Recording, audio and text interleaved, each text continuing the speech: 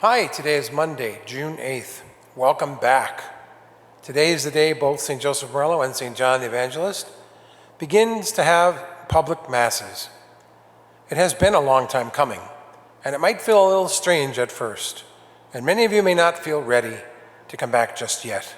I get that, and I think it's a good idea. In many cases, you might not feel like you are comfortable enough to return. I know that eventually, as things hopefully continue to settle down, you will.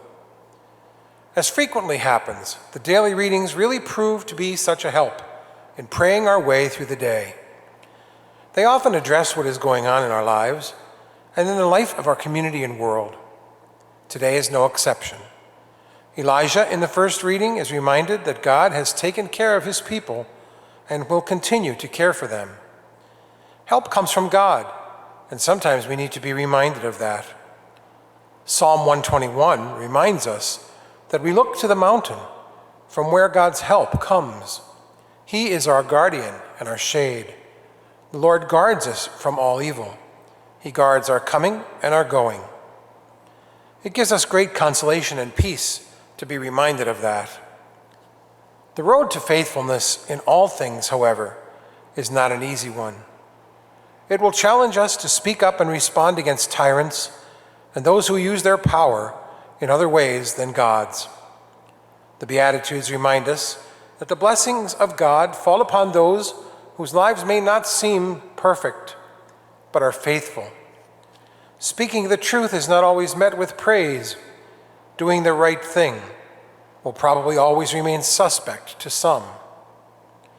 Persevering in the right might cause us to think that we are out there on our own, but nothing could be further from the truth. Going through these experiences puts us square in the kingdom of heaven.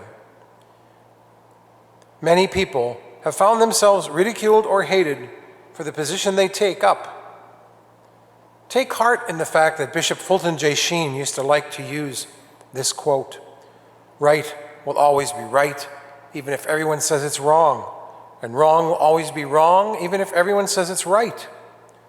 We can depend on God to strengthen our hearts and our hands to do right, even when we feel alone, judged, or disliked.